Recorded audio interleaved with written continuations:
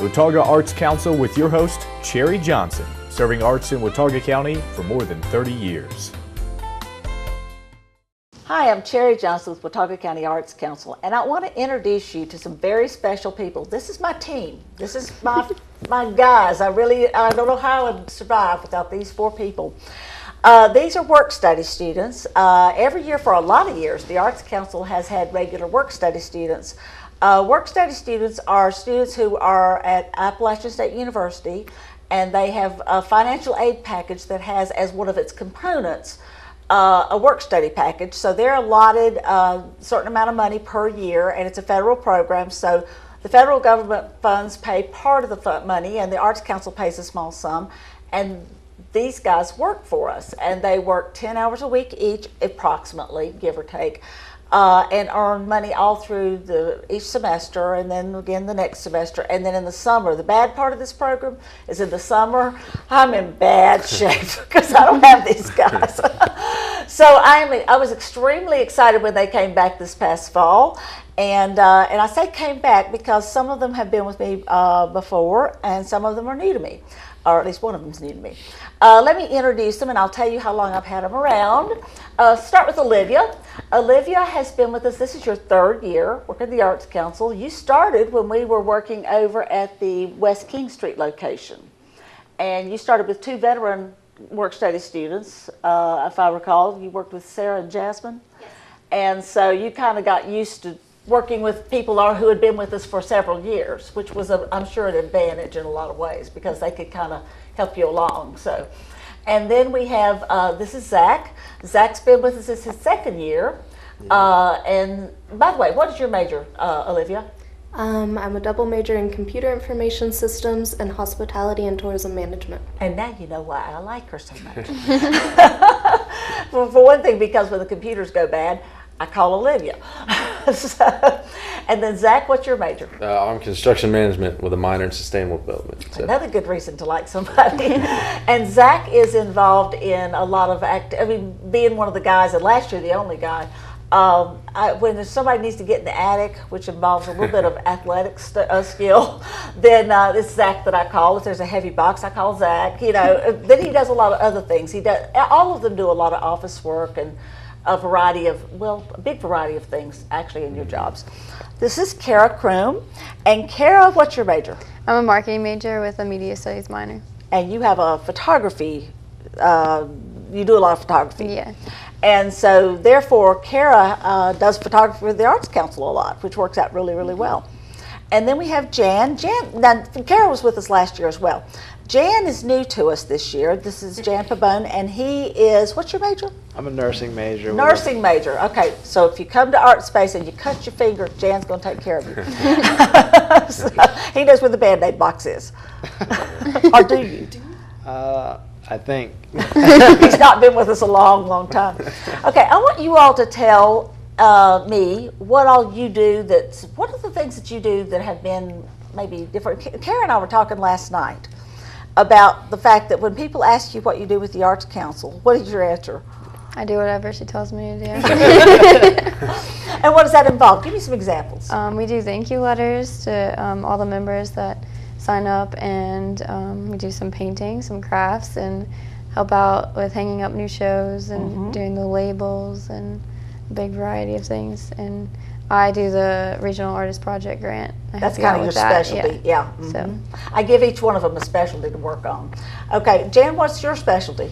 I work on the grassroots grants. Right, and then you do a whole lot of letter writing. Yeah. And labels and all kinds of stuff like that. Yeah. So he does a lot. He's just getting used to us, just getting to know things, and as he gets more and more into things, he'll pick up some more jobs. But right now we've got him started out there. Hey, Zach, what's your specialty? I do workshops. That's one of yours, and then there's another one you've been working with too. Oh yeah, I do a lot of instrument stuff. Yeah. With organizing the instruments in the Arts Council. Right. And we're trying to sell them now, but so we're getting that off the ground. And that brings up something. We are selling the instruments, and we're selling them for about half price. And the reason we're selling them is because that we need the space for other things. We're going to be using that space in a different way. And so Zach has been researching prices of things and making sure that we had everything organized and making sure we knew what we actually have and don't have, and so forth, and just keeping up with it all.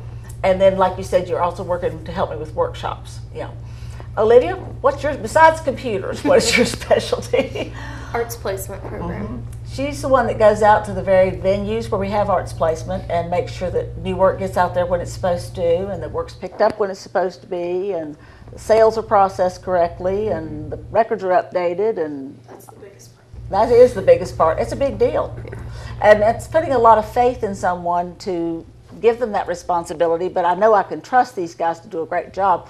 But for example, if Olivia were to screw up and mess up the paperwork on some artist, we might be unable to identify for an artist where their work is. And that's really a big deal. So she knows she carries a lot of responsibility in that way, and she does a great job with it. So y'all all did great jobs. I have been very blessed. The folks over at the, what's it called, ACT office, what does that stand for? Appalachian Community Together?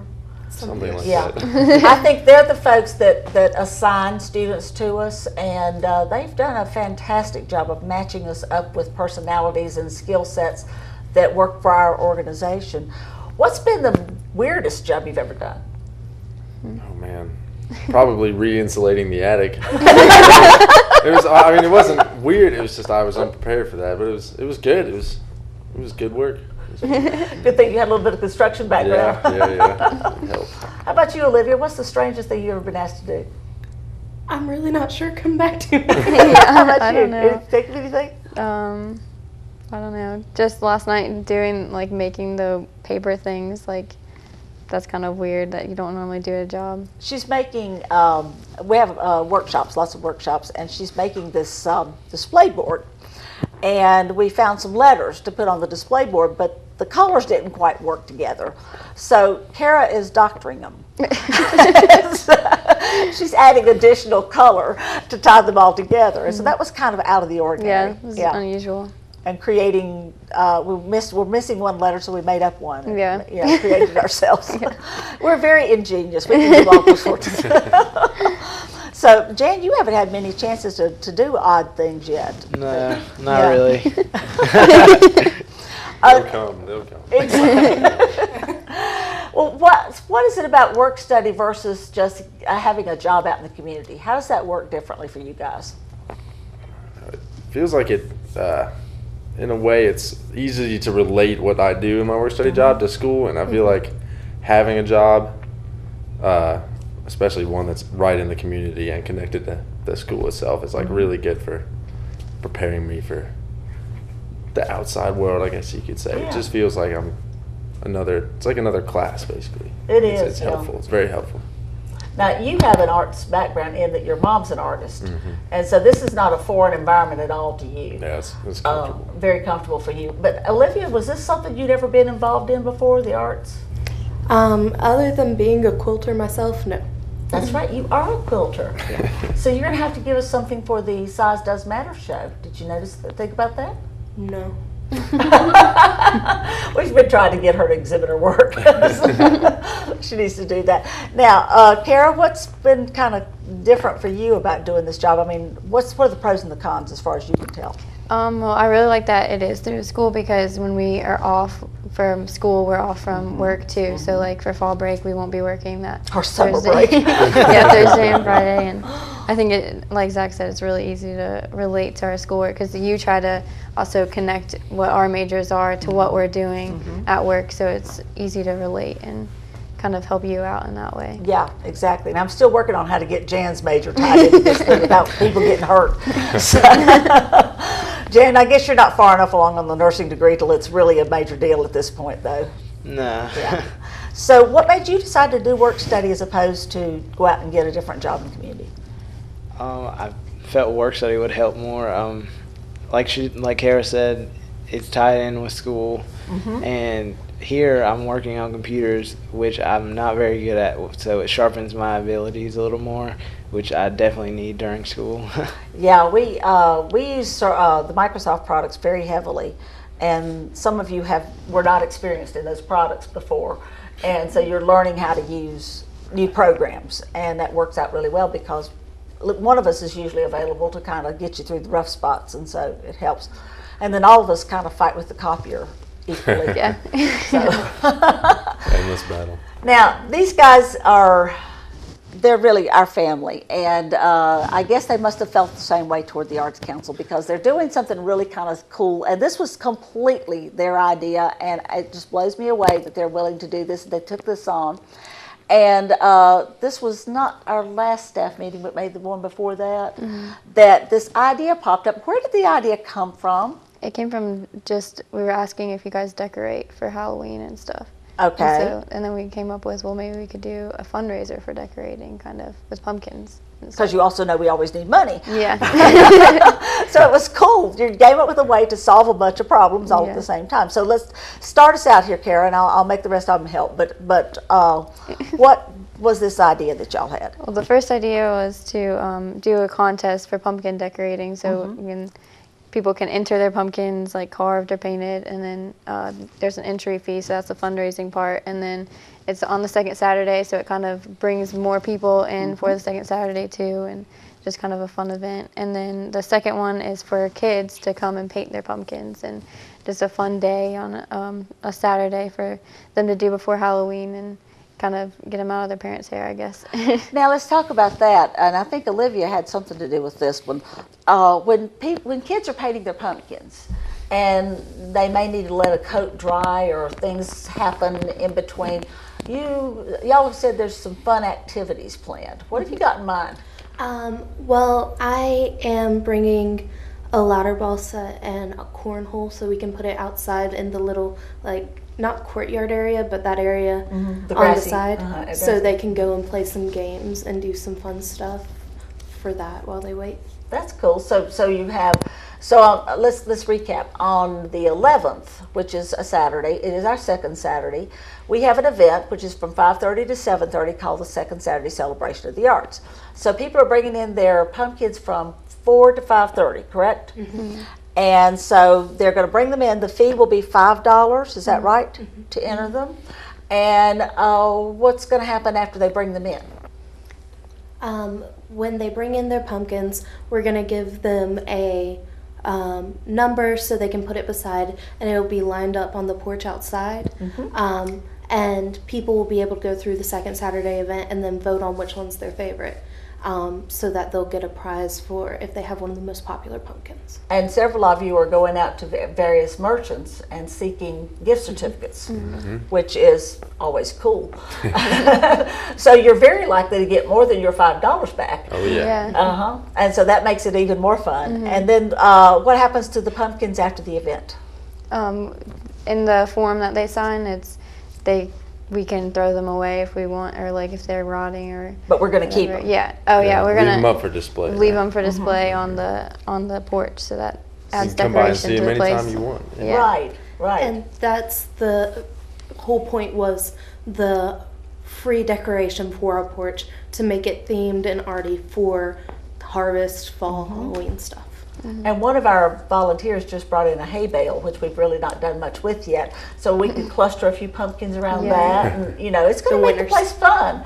So then it's going to become a touring stop just to come see the cool pumpkins. All right, now the second event. Jan's going to be there early, right, Jan? And we're going to have paint and paintbrushes and what? And little little pumpkins, baby pumpkins. And what happens?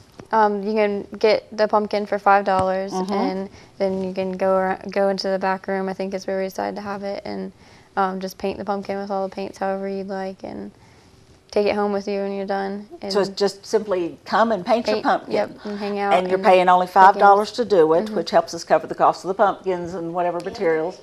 Yeah, And the paint, because we're providing all the decoration stuff for it. Yeah. Okay. And then they also, as you said a minute ago, Olivia, they have activities they can do. Now, is this limited to children? Children of all ages. If you're young at heart, come out. I love her thoughts. Okay. Well, I don't know about you guys. I suspect the same thing will be true for you guys. But, when you live together and work together and play together, you become family.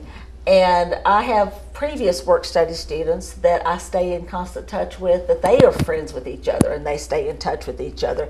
I see y'all seem to get along really well, and I see the strong likelihood that you're going to retain your relationships with each other for a long time to come. So I think that's the extra bonus that nobody happened to mention about this.